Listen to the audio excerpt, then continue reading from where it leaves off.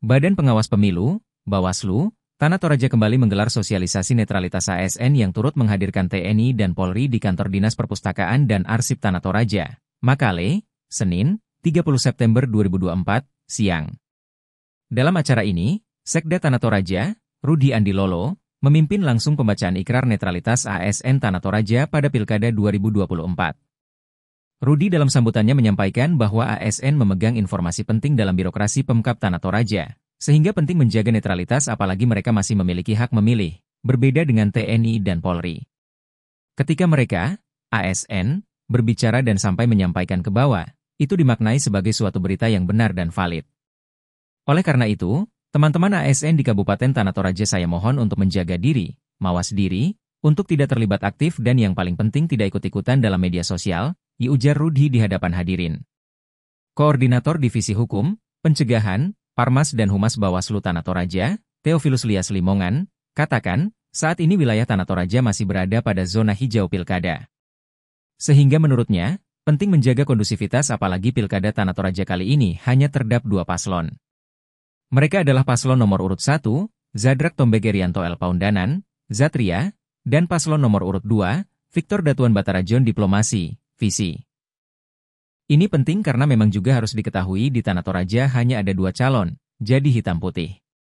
Jadi dalam situasi politik yang ada sekarang di Tanah Toraja, mumpung zonanya masuk kategori zona hijau sehingga memang penting untuk menjaga kondusivitas wilayah kita termasuk ASN berada pada posisi yang sebenarnya, diungkap Theophilus Lias saat dikonfirmasi usai acara.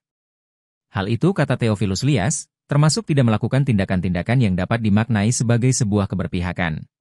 Menurutnya, kendati dalam sanksi etik, moral dan disiplin prosedur ASN data kajiannya diteruskan ke BKN, tetap ada ruang untuk Bawaslu sebagai penegak hukum menjalankan tugasnya.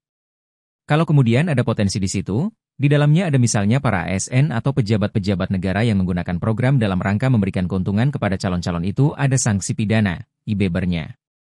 Sehingga ada ruang-ruang di mana wilayah Bawaslu bergerak dalam kaitan tugas Bawaslu melakukan penegakan hukum. Tetapi ada juga ruang semua informasi terhadap dugaan pelanggaran ASN itu diteruskan ke BKN, jelasnya. Undang-Undang Nomor 5 Tahun 2014 tentang ASN menyebutkan bahwa ASN dilarang menjadi anggota dan atau pengurus partai politik. Selain itu, ASN juga diamanatkan untuk tidak berpihak dari segala bentuk pengaruh manapun dan tidak memihak kepada kepentingan siapapun. Dalam acara ini, hadir sebagai pemateri Ketua DKPP periode 2020 hingga 2022, Profesor Dr. Muhammad, SIP, MSI. Turut hadir pula Bupati Tanah Toraja, Theophilus Alorerung, yang meninggalkan lokasi lebih dulu, dan perwakilan pejabat Polres Tanah Toraja serta Kodim 1414 Tanah Toraja. Kami berikrar menjaga dan menegakkan prinsip netralitas pegawai negeri sipil negara di instansi masing-masing dalam melaksanakan fungsi pelayanan publik baik sebelum dan selama maupun sesudah pelaksanaan pemilihan gubernur dan wakil gubernur,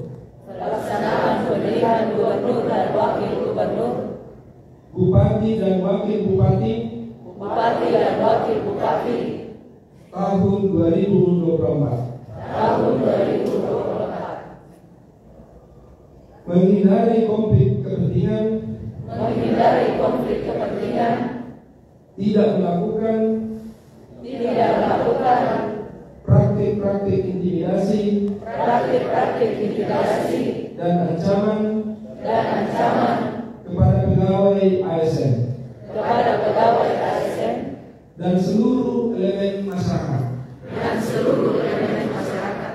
serta tidak memihak kepada pasangan calon tertentu. Menggunakan media sosial secara bijak dan tidak menyebarkan ujaran kebencian serta berita bohong. Menolak politik uang dan segala jenis pemberian dalam bentuk apapun. Demikian ikrar ini kami buat dan dijalankan dengan penuh integritas dan rasa tanggung jawab dalam rangka mewujudkan netralitas ASN yang bermartabat, beretika dan demokratis,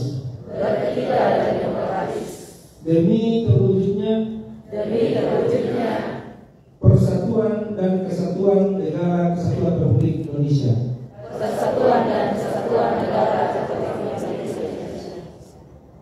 Tanggal Raja 30 September 2024. Sekian dan terima kasih.